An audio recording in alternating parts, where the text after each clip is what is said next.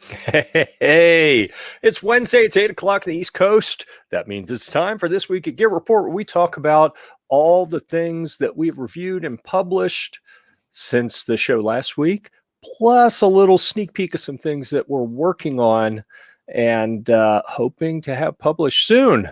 So today we got a nice panel. It's shaping up to be, this is going to be a good show. I can tell. I can feel it in my bones.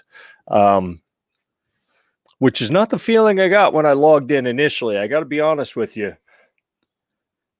We're just going to leave it at that, though. Y'all don't need all the gory behind-the-scenes details of things that happen before the short show goes live. But you probably do need an introduction. So, TJ, would you like to introduce yourself? TJ with the southern end of the Gear Report team. Okay. I'll make up a cool name for something down here. Yeah. Like Gear Report #Florida Man or something like that. Huh. All right. We'll think on that. I'll work on it, but something different. Yeah. Okay. Good. Andy, how'd you get that logo up over your head? This one? Yeah. It's magic. It is. That's awesome. Yeah. That's amazing. Everyone else can see that, right? It's not just me. Yeah, I can see it. Okay. No, you get a logo. We don't have logos. I know. You can make it just disappear. Or it is magic. If you want to bring it back. Man. It's crazy like that. So now, what is Andy Parrish Outdoors anyway? I can't time it to. Yeah. That was it. He's like a wizard. Yeah. It's my part-time gig. I like playing with graphics and logos and video and audio and all that fun stuff. So neat. Yeah. So are you like using OBS or something? Yeah, it's just an OBS, so you can move it, if you want to put it in your way. Yeah. But makes it nice. So I use this on like business calls, Zoom calls, things like that. If we do like Chamber of Commerce or something like that, I'll put my company logo up there and just have it in the background so that even while you're talking you're not saying anything, there's 30 people on a call, people still see that stuff. So yeah. Trying to get myself uncrooked here. It's not working. I think these glasses are about due to be replaced. But Buck's here, so we can get started. Oh, man. And you know what's going to happen? In 58 and a half minutes, G23 is going to show up, say, all right, I'm here. You can get started. It was 30-something last time, so he was early. Maybe he'll 15. I mean, who knows? We'll see. We shall see. Yeah. All right. So according to our weekly agenda, we like to dive in and take a look at things that have been published recently. Let me think. You know what? Let's start with the one that I published today. And I'm going to ask that y'all do me a solid here. And when you get a chance, go through and read this article and let me know what you think. Because I came close to not publishing this one. Why is it not scrolling the way I want it to?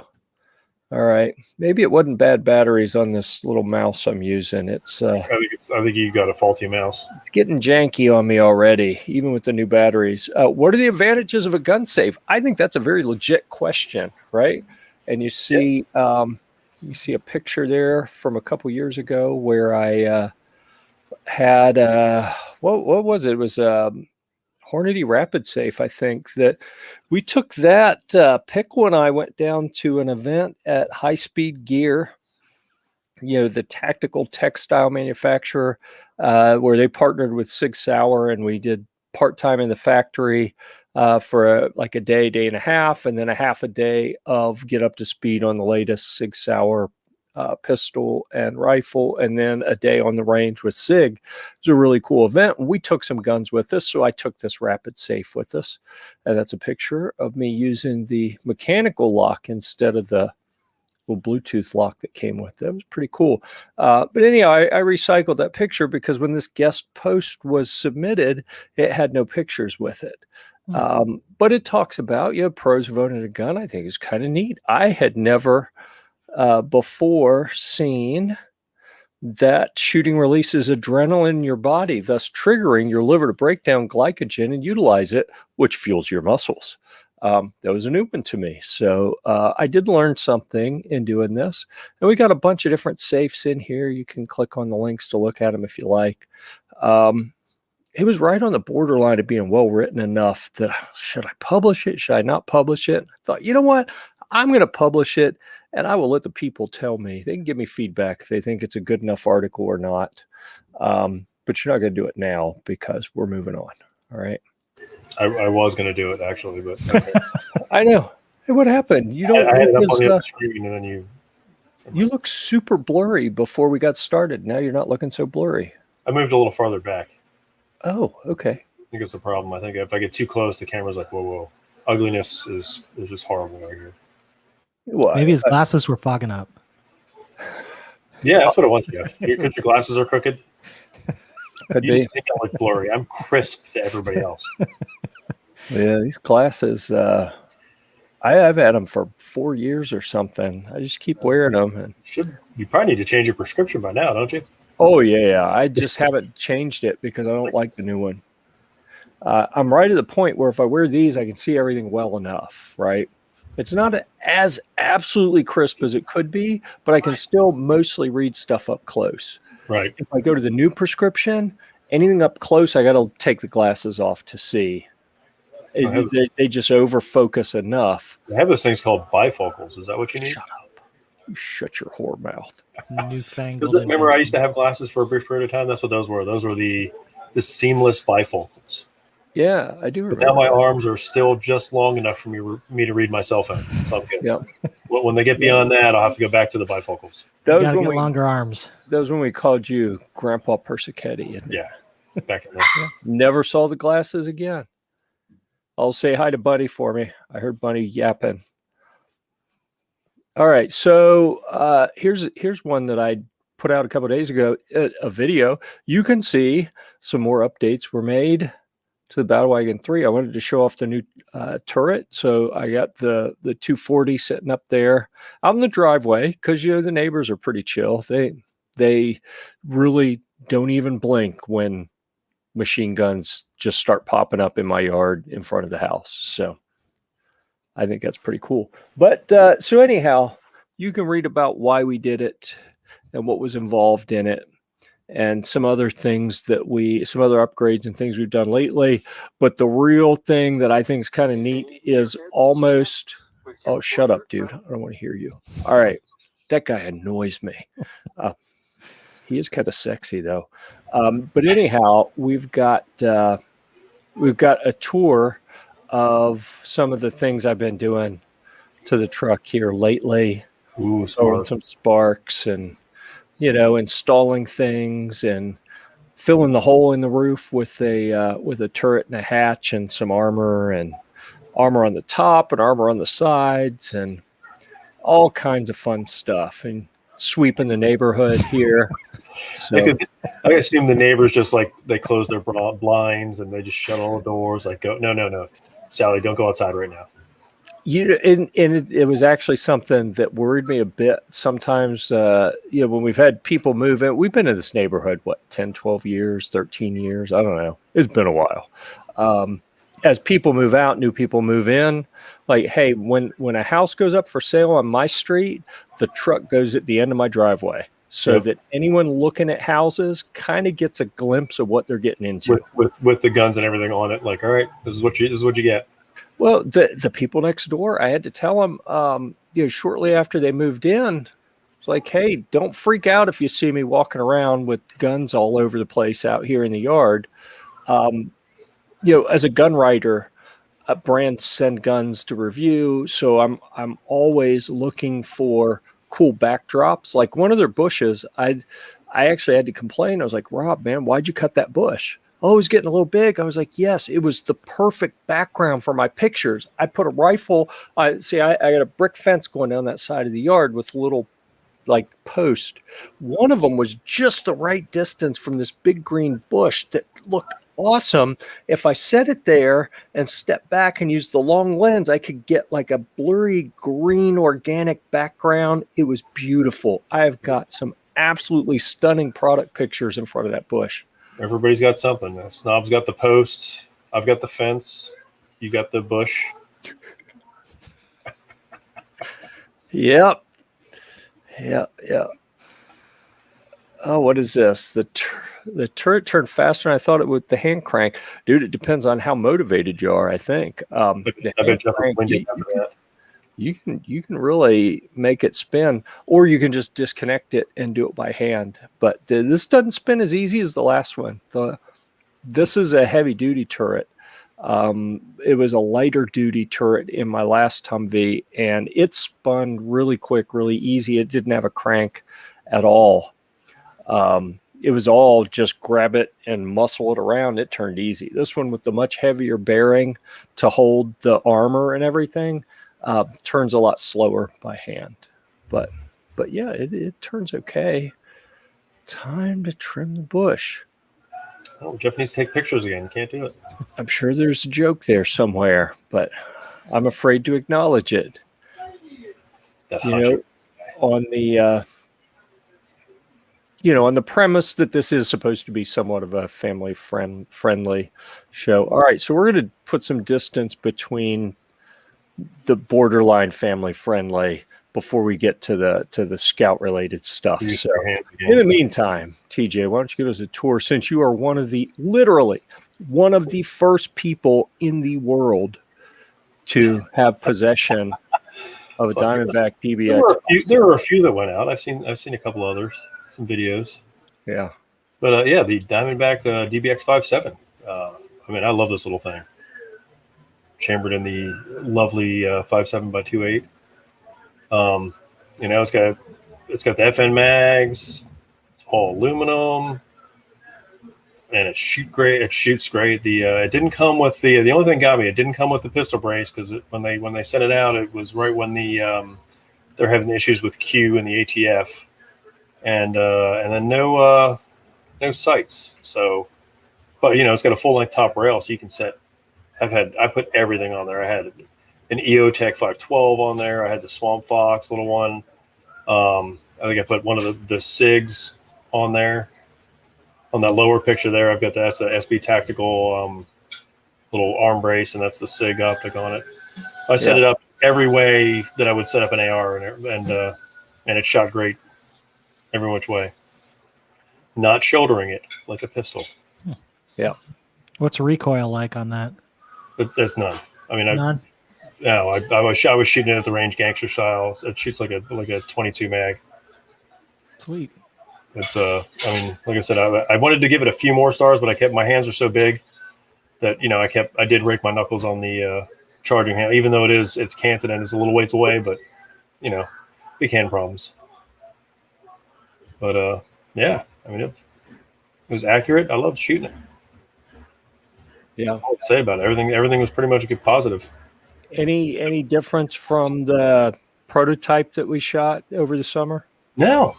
It fired exactly the same. Like I said, the only difference was I fired it the first couple times without the arm brace. Yeah. I just shot it, one handed like a pistol, and I was like, everyone's looking at me at the range like, what are you doing? I'm like, this is what it's meant for. Watch this. Pow, pow, pow. Yeah. If anyone wants to see the video of that, are you gonna do any video with this, or is this? Yeah, I'm gonna try to throw together a video. That's gonna be one of my first ones. And if anyone wants to see the tour of the Diamondback factory, I'm pretty sure that we had shooting the DBX 5.7 at the end of that video. I think so. I think it was. I think I put a link in there, didn't I? Oh, maybe. Probably. Yeah, the private firing range. Yep, it's in there. So we got the interview and we got the tour. Yep. They're both in there.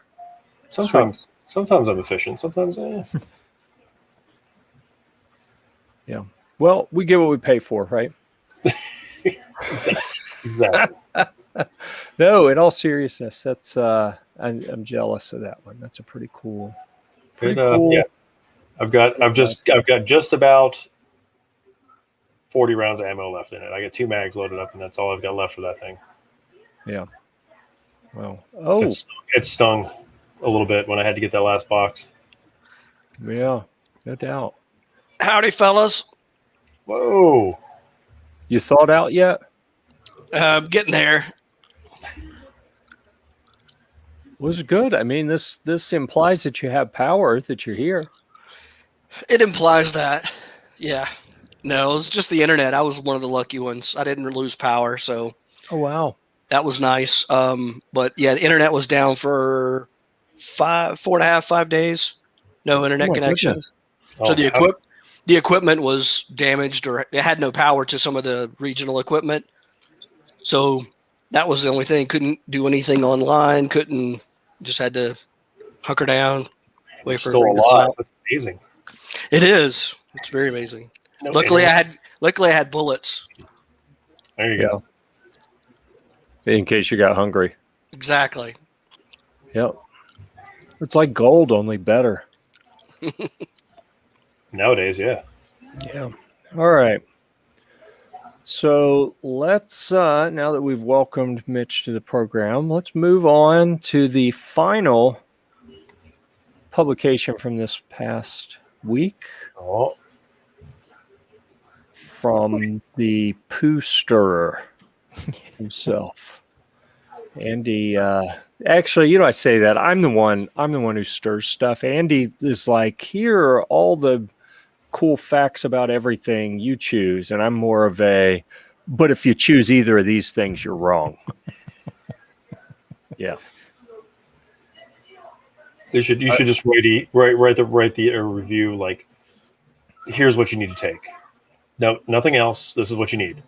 This brand, this model, anything else is wrong. Don't listen to anybody else. Well, I don't quite go that far, but you're close. Maybe not far from it. All right. I'm a little more diplomatic, I think, in the approach. You're a lot more diplomatic, I think. Yeah. Yeah. I try to give up on this mouse. I'm shutting it down and going back to the touchpad.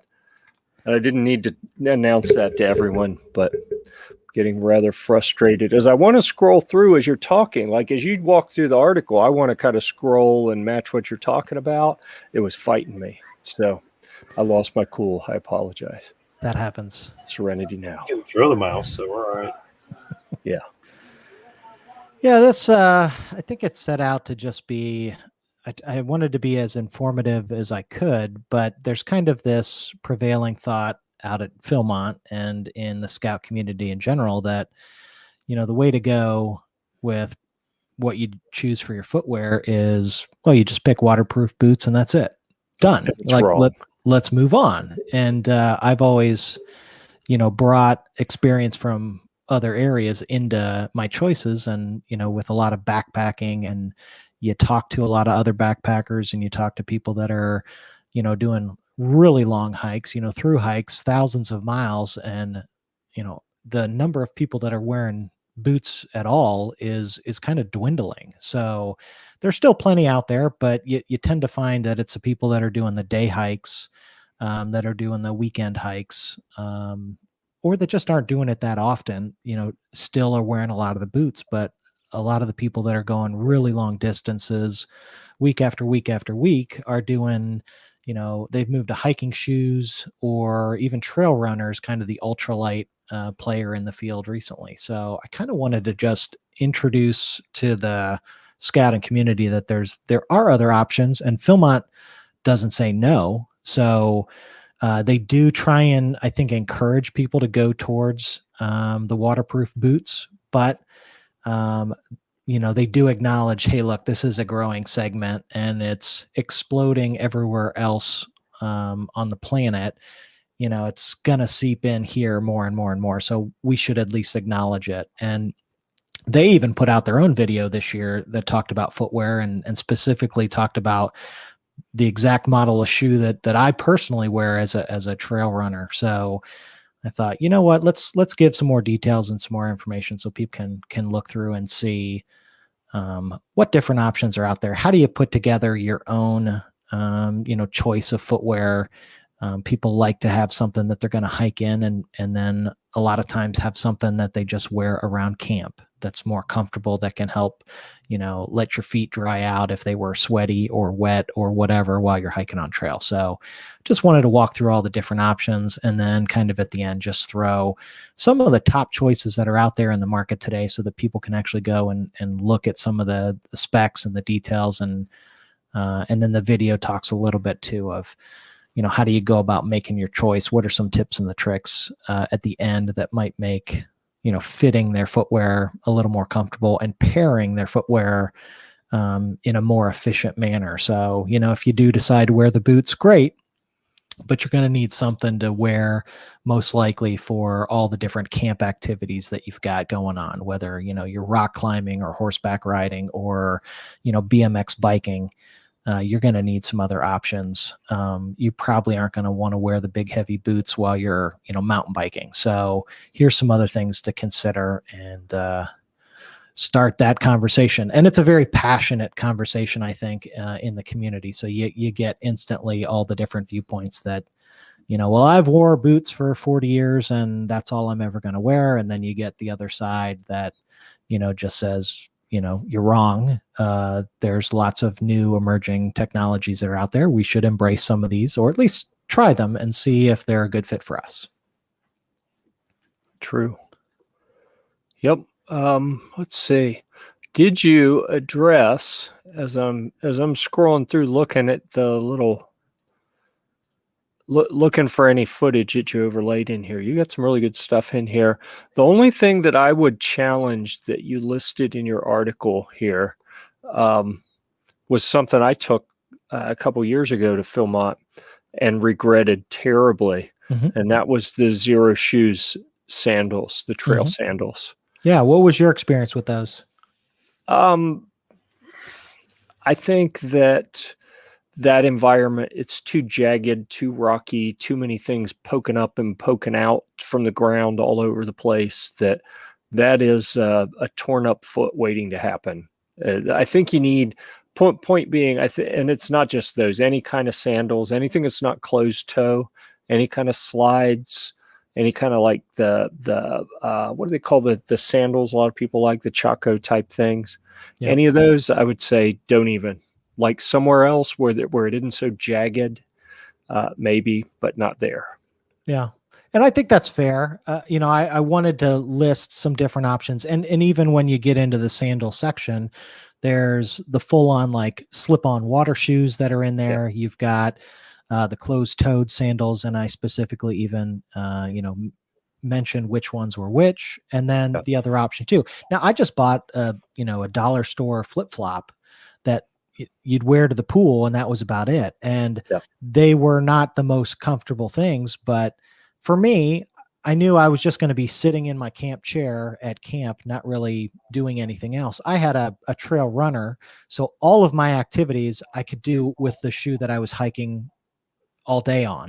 So even if they were wet, I really didn't care. They were extremely breathable, lightweight. They dry out real fast. So if I'm in a rainstorm, I really don't care to keep my feet dry. Yeah. It's a very dry environment out there. 2 hours later, they're bone dry again. Yeah. So if we were, when we did rock climbing or whatever, I just did them in my trail runners. And then when I got to camp and I wasn't active and I'm not running around like the boys, something like that was fine for me. We were, sitting playing cards, or cooking dinner or doing whatever.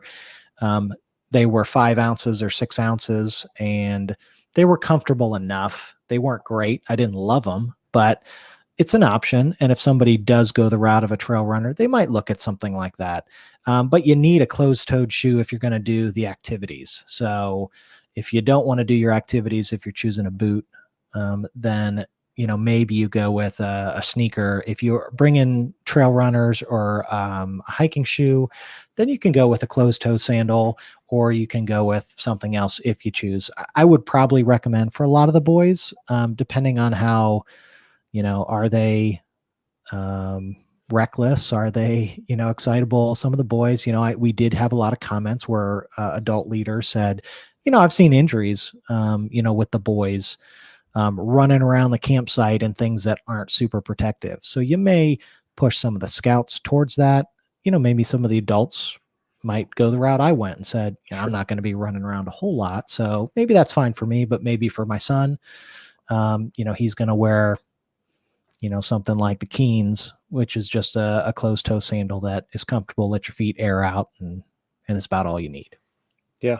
What do you know about, I thought I heard someone recently say that horseback riding requires boots.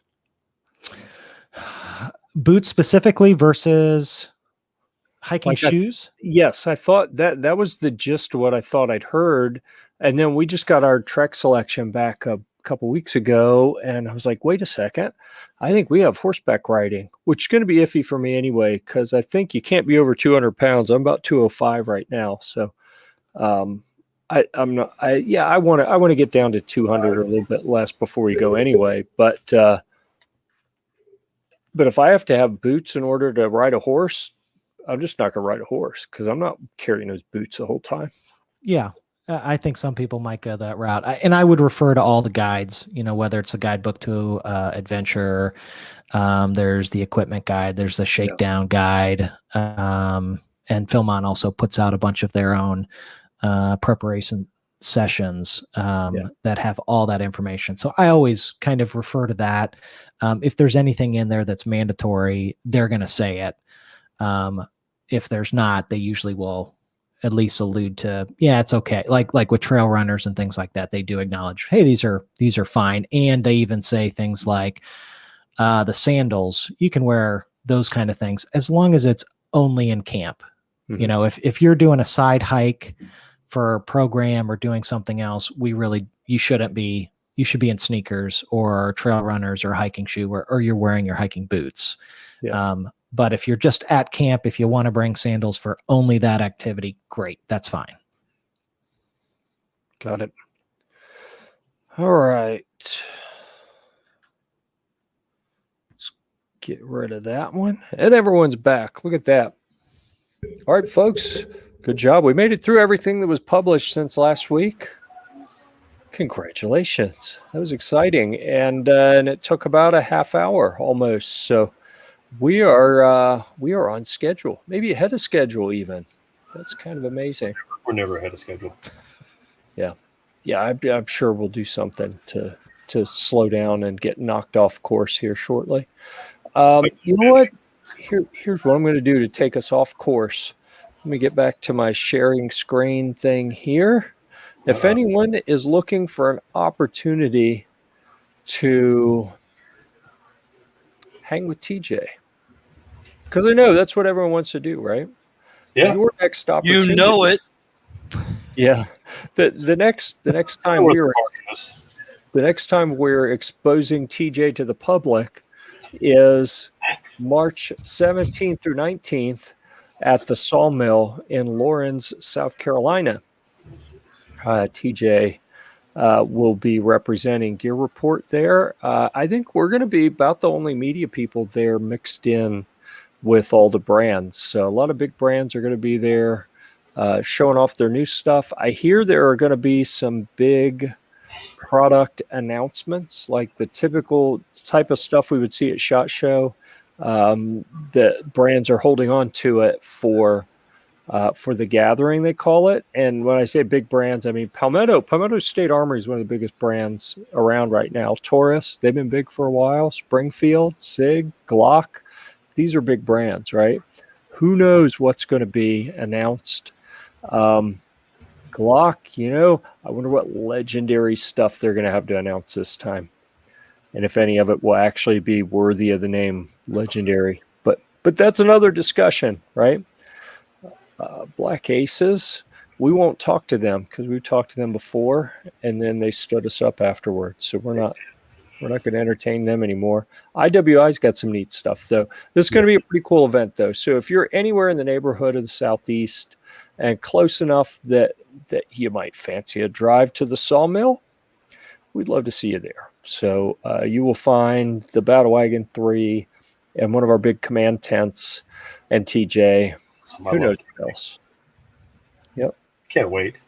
I'll warn people ahead of time that the 249 that is sitting on the Battlewagon is fake, so don't get excited. All right. I only take the airsoft gun to events where we're displaying.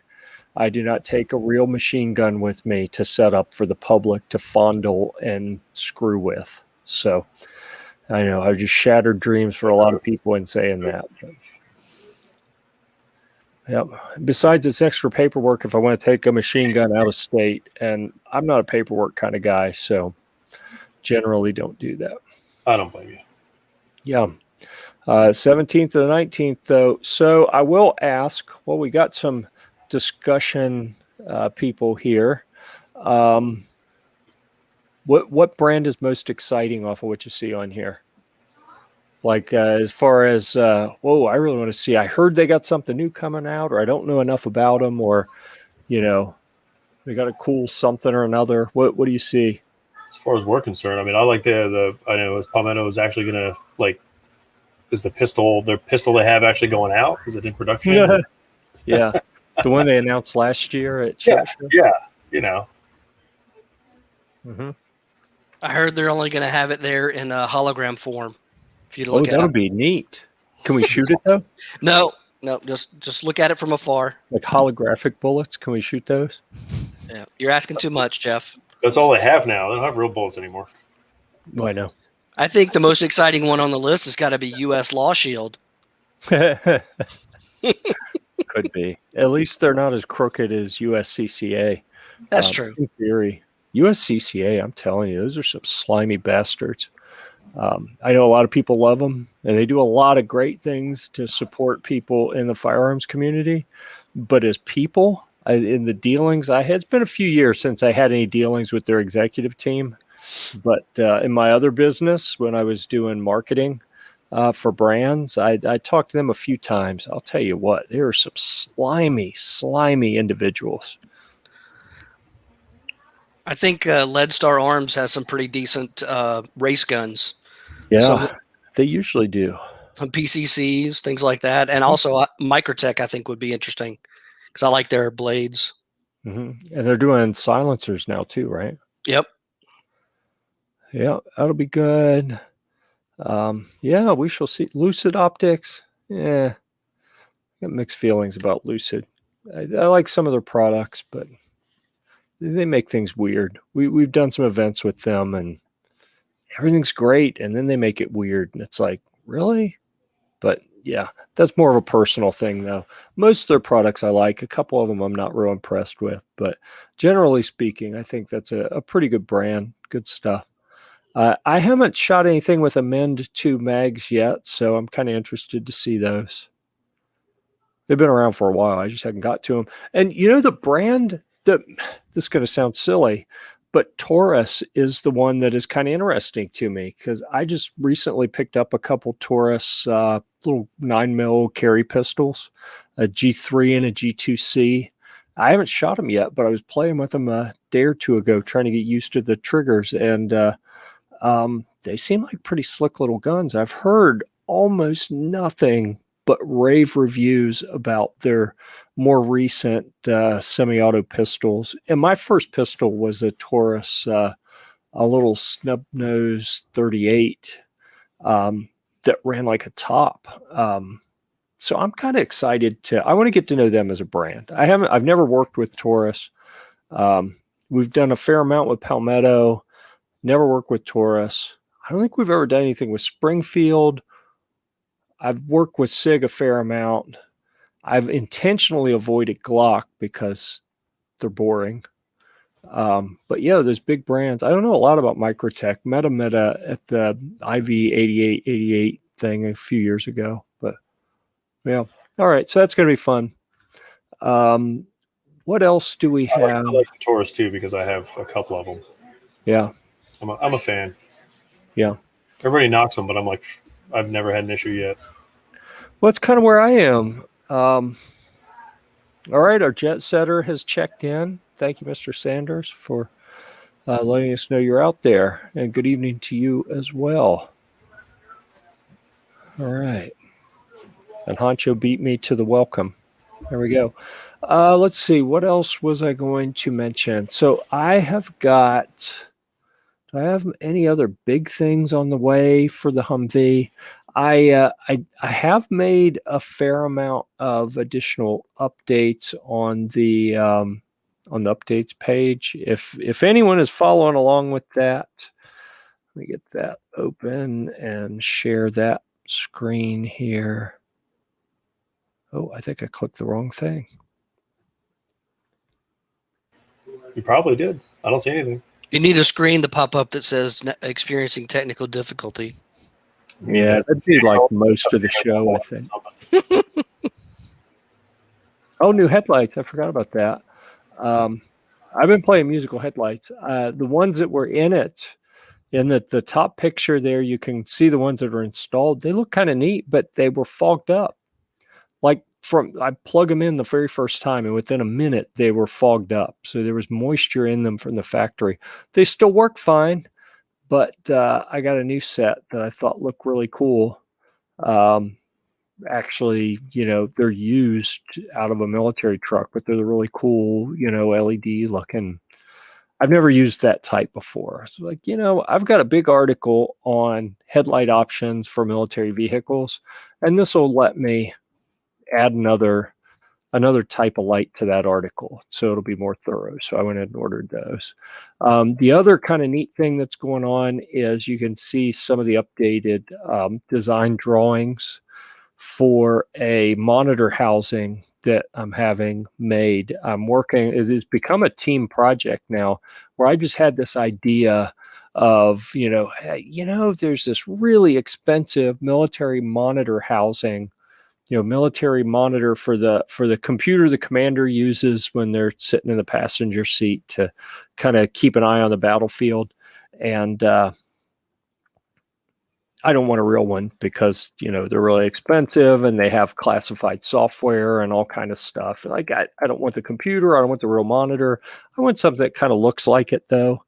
And a guy named Jason dove in to help with this project. Turns out he used to make housings for other electronics, and he went in and catted it up. And Andy down in Florida is jazzed up and ready to start printing.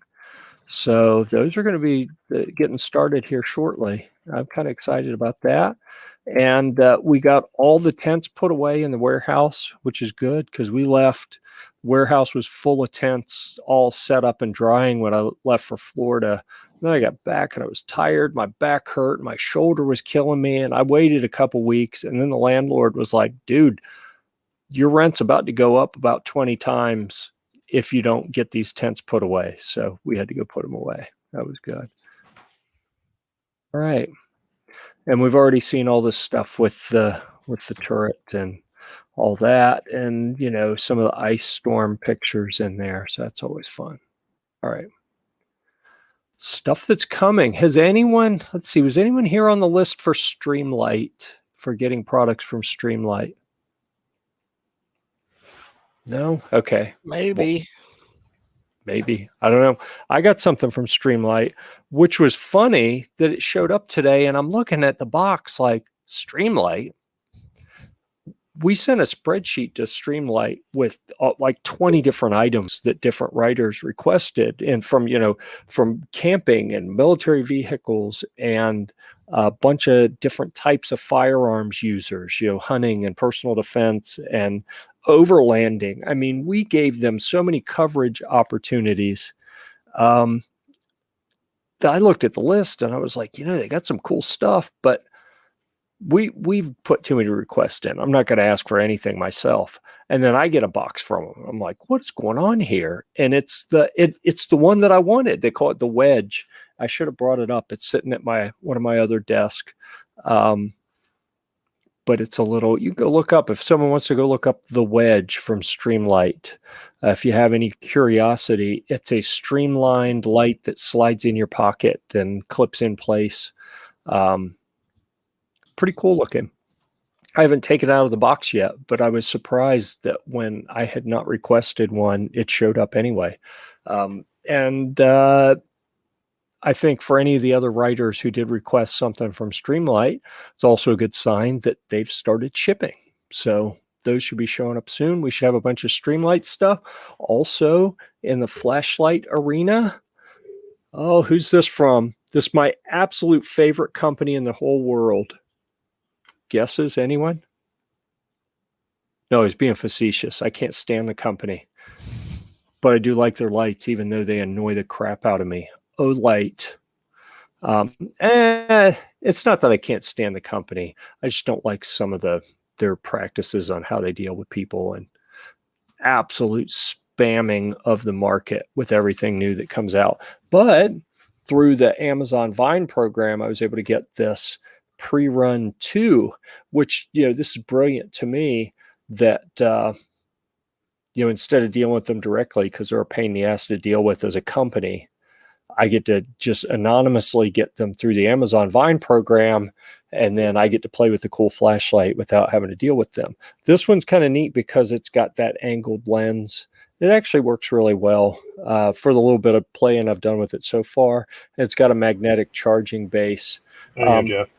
But what we're running into, this is the Olight. That's the Streamlight Wedge. The other one I have, the Streamlight, was it the Macro Stream USB, I think. We got like a 3-way battle royal going here for what's going to be my pocket light. This one, bright. It's neat with the angled lens. It's got a couple different modes. I love that it's the magnetic charge without having to plug something in. But it's chunky. It's a little bigger than I'd like for a pocket. The wedge that Andy had just brought up, or whoever brought it up. I got you, buddy. It was you? Yeah. Oh, hold on. That way? There, okay. I should have known. Yeah, so let's bring it back up real quick. But that, you see it's a different shape, right? My bad. Oh, we're fighting. I was in the process of doing it. Too fast. Yeah, and I kept clicking it for entertainment, really. Yeah. I think that may win because it's going to fit in the pocket easier. This pre-run 2, I said pre-run, Perun, Perun. I don't even know how to pronounce that. I've been saying it wrong. I think this is a little chunky to sit up there in the pocket. That wedge has just the right shape. I think it's going to be a little more comfortable in the pocket. That may win. But like I said, I haven't got it out of the box yet. I haven't even clicked the button, haven't charged it, anything. Got your 93.55 grams for you lightweight camping stuff there. You can add it to your weight. Yeah. What do you call someone who measures the weight of their gear in grams? Gram weenie. Gram weenie. Yep. And I proudly wear that label because I have a little drug dealer scale that I use to weigh all of my camping gear. And my buddy that's street and a half over from me saw it in my car years ago. We were at like a Cub Scout meeting or something. He's like, he just looked in the window. He happened to be the police chief 2 towns over. He looked in the window of my car and was like, dude, what are you doing? What if someone sees that? Like, Jeff, calm down, man. What are you talking about? It's like your drug dealer scale. I said, no. You see it sitting in the box with all my camping gear. That's how I weigh everything. And I showed him my spreadsheet, and he's like, no. I know you. I trust you. We're good. But what I'm telling you is if one of my officers pulls you over and sees that, here's what they're going to think. It doesn't matter what you tell them. This is what they're going to think. It's like, oh, all right. So now I refer to it as my drug dealer scale. Yep. Just to the officers. Yes. Oh, yeah. Only when you get pulled over. That's right. It makes the conversation so much more interesting. And say, officer, I can weigh that for you before you take it away if you want. I've got my scale right here. Yeah. Yeah. Whatever it is they're taking away. Yeah. Mm-hmm. So anyhow, we're going to have that battle royale coming up soon to see which flashlight gets to live just to the left of my crotch in that little top pocket. I don't know which one's going to win. We shall see. I'm predicting it's going to be the Streamlight Wedge just because the shape looks a little more comfy, but who knows? Yet to be seen.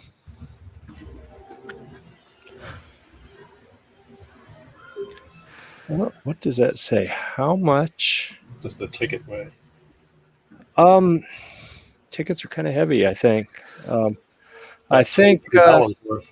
the last ticket I got, which reminds me, I need to hire an attorney for that. Yeah, I forgot about that. The last ticket I got, it's kind of weighty because I got, this is the second time in recent years that the North Carolina Revenue Department, or excuse me, Highway Patrol, got a hold of me in a way that I feel was rather unjust, because it has become rather apparent to me that the North Carolina Highway Patrol mantra isn't anything about serve and protect. It's about revenue generation. I don't know what the exact quote of their slogan might be, but it's all about milking people out of every freaking penny possible. But, that's just my opinion. Yep, Your Honor, because I'm sure this is going to play back in court at some point. Just because they caught you. Dude, let me tell you. When you're in a group of 5 different vehicles, you're the middle vehicle, and everyone's going the same speed, why did they come over and get me? Really? Because you had the drug dealer scale. Yeah, I do. That was probably it.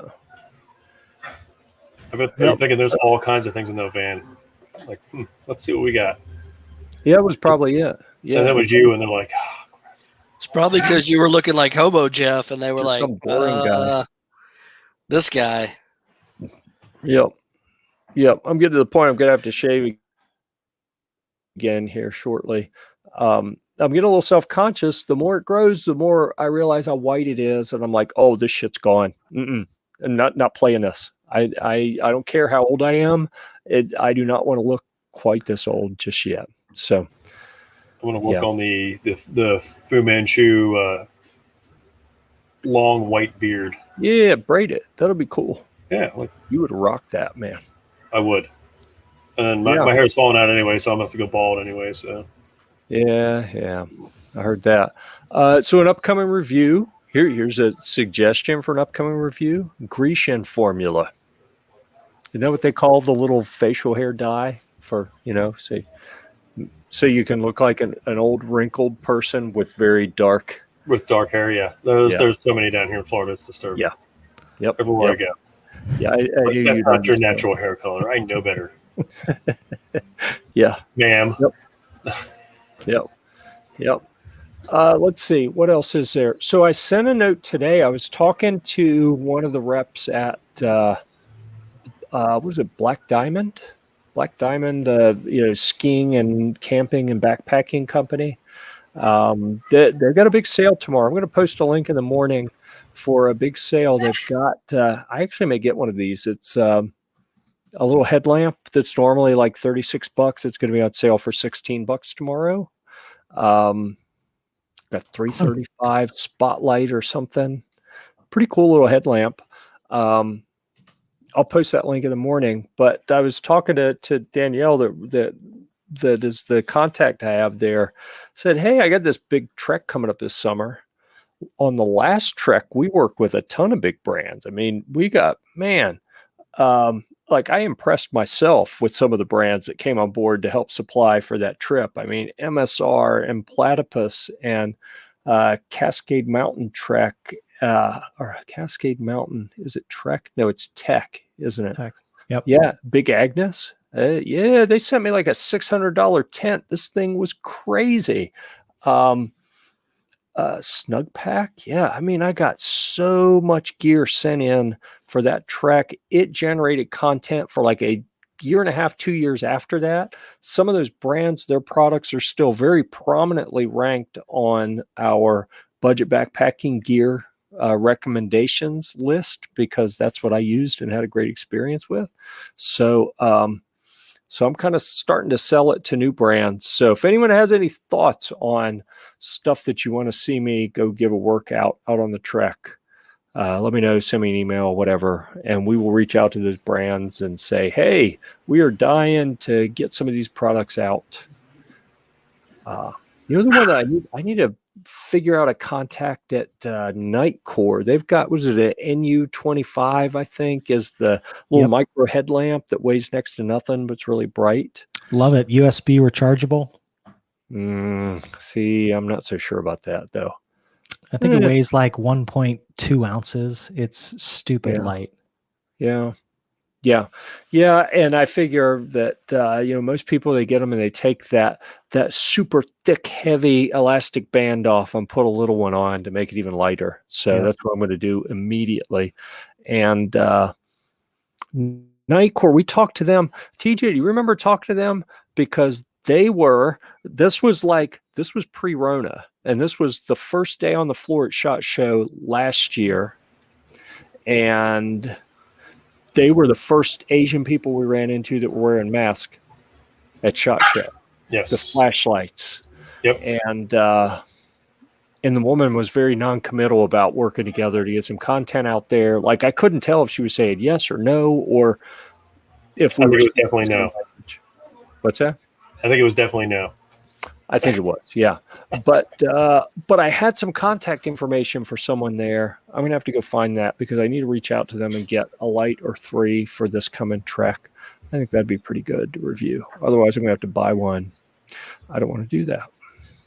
It's a nice headlamp. I've had it for a year or so, and I use it probably more than anything. The other one that I use a lot of is the one you mentioned that we actually have a review up on Gear Report is the old Black Diamond Spotlight. Last year's version is the 160. This year they came out with the 200, so they've bumped up the lumens. And because it's a variable light, it's not one where you click and it goes from like low to mid to high. You just hold it down and it'll go between, it's something like 6 lumens on the lowest all the way up to 200. If you can go ahead and get the 200, in my book, it makes sense over the older 160 because you can always just dial it back if you want to, save the battery, have it last a little bit longer. But the Spotlight 160 is an awesome little headlamp. It's super light if you like AAA batteries. So you can, it's easy to find those, lightweight, throw a couple spare ones in your pack. But there's a review up on Gear Report about the Spotlight, and it's almost identical to the new one, the 200 that just came out just a month or two ago for Black Diamond. So the one that's going to be on sale tomorrow is the Spot 325, and normally $39.95. Let me make sure I tell you the right thing. $15.98 is what it's going to be tomorrow. So That's you heard it here. That's pretty highly recommended too. The Spot is. Yeah. So I carried one of the original Ion, a little double. It has 2 AAA batteries, and on this Spot, the little diamond logo. On the one that I have, the Ion, that's actually a touch sensor. Instead of having a button, you just swipe one direction to turn the light on, swipe the other way so I think it's to the right, turns on the white light, and right again turns it off. Or if you swipe left, it turns on the red light, swipe again, it turns it off. If you hold that pad, just keep your finger on the pad after you turn it on, it starts out at full brightness and it steps all the way down to the lowest and then back up and back down. So you can pick whatever you want. Loved it. I may actually carry that light again. We'll see. Maybe I'll take one of these though. We'll see. We'll see if Danielle hooks me up with any cool lights. Is that the Spot 325? Is that the one that's listed there? The 3 AAA? Yeah, I think the newest one that they've come out with is they pretty much went through every single one in their whole lineup and bumped up the light just ever so slightly. So now they've got the Spot 350, so that a little bit higher lumen possibility. I think last year's was the 325, and then the Spotlight, the smaller version, the 2 AAA one, was 160. They bumped up to 200, and I think they did the same for the Cosmo. A lot of people look at the Cosmo and the Spot are like the two that are very similar. The Cosmo tends to be a little bit cheaper, has a fewer features, but the Spot is also really well liked. Gets great reviews. Lots of people love that. It's more robust. I actually recommend for a lot of the scouts that they look at either the Cosmo or the Spot over the Spotlight, because it runs 3 AAA batteries and the battery life is longer. So typically for the boys, I don't want to have to worry about them running out of juice in the middle of a trip. So get them the beefier one. It's a little bit heavier, an extra ounce or whatever, but you've got quite a bit more battery life on those. Yeah, they're young. They can carry it. Yeah. Yeah. They're not Graham weenies typically, so. Yeah. Well, I worry that if they are, then we wouldn't be able to keep up with them. That's true. That's We're trying. So an article, something I've been writing about recently is the idea that I think a lot of adults that take youth on backpacking trips get this thing in their head that, they're the adults or responsible ones. If anyone is going to carry extra stuff, it'll be them. And then it just makes them slower and more tired, and they got to work harder to keep up. And then they're more prone to injury because of that. And I think it's exactly backwards of how people need to think about things. But it's just as I get older and more feeble, the things like that cross my mind. This is the one that I've carried before and may carry again. And that little diamond pattern is the touch area. And it worked really well. I was pretty happy with it. Pretty light. Yep. Anyhow, I have a bit more of a fixation with flashlights and headlamps than is probably healthy, though. But I acknowledge that. I get it. Let's see. What else is coming? It occurred to me that I need to get the Henry all-weather, Henry Big Boy all-weather in 45 Colt. I need to get that lever gun out and shoot it a little bit more and wrap that review up. I need to get something out there for the Deadfoot Arms. Their extendable little pistol brace system that I installed last year, and kind of ran out of ammo for what I was shooting with, and then forgot to come back and finish that review. So I need to get some video and stuff out for that. So those are 2 things kind of on my list. Got a bunch of camping content coming as I'm working through nailing down what I'm going to carry at Philmont this year. And I've got some sailing stuff that I have got to get done for Joyrider TV, some videos from some racing catamaran stuff that I did a few months ago. But I shot extra footage while I was there. I'm going to do a little short segment for Joe for Joyrider TV for each of them, and then some longer video for Gear Report. So we'll finally have some kind of beach cat sailing video on Gear Report as well. So all of that. I may sleep every now and then. I'll definitely make some coffee. Sleep, come on. I know, I'm a wuss. I'm getting old. What can I say? Anyone else? What exciting stuff you have coming? I've got what do I got left? Swamp Fox optic coming up. I'm going to finish I'm going to go ahead and just do the DLG tactical pistol grip, and then the buttstock, and some little quick review things. Yep. I've got to get that letter out to Fab Defense where you sent me kind of your wish list. I put my wish list together almost. I'm like 10 minutes from being done with that. And every time I open it up, something happens and I get distracted. And so maybe I'll finish that up tomorrow and get that note off to them so we can get some of those products in for your upcoming builds. And maybe Maxim Defense will send that PDX and 300 Blackout that Dave said was going to go out shortly after Fire Expo, but I haven't seen it yet. So maybe that'll show up soon. I'll get to do some more shooting with that. So lots of stuff on the plate here. Andy, what do you have coming? I've got, let's see, with the water kit, I did one recently on the site about Philmont. I'm doing one that's a little bit more general, just in the backpacking field, putting together, actually kind of inspired by everything that's going on with the water issues in Texas. It got me thinking of, what do you have around the house that can help, make sure that you've got, maybe it's part of your survival kit, maybe it's just near your first aid kit stuff, but also some great stuff that are great in the backpacking community. So everything from different types of filters to purification tablets to water storage. So I'm working on one this week. Not exactly sure how exactly that theme is going to play out yet, but that's kind of the general gist. And then I'm waiting on a piece of gear to show up to go with some of the other base layers, fleece kind of layering system that a lot of people have been asking me to do. So I wanted to review kind of some of the big ones in the backpacking community, just some of the top kind of sought after ones and how they compare and contrast. What's warmer, what's more breathable, all of that kind of jazz. So I've got one of, I think, 5 different ones that I'm going to be reviewing that got lost in the mail somewhere between here in California, and it's a few days overdue. Hopefully it shows up before too long. That's probably the week following.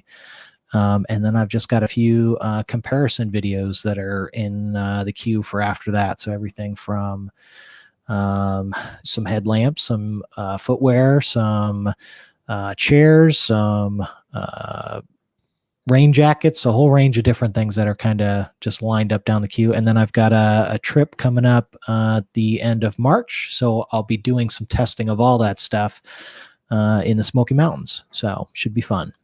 That's right. Yeah. Don't forget to let me know when you're headed this direction so I can come heckle you as you hike.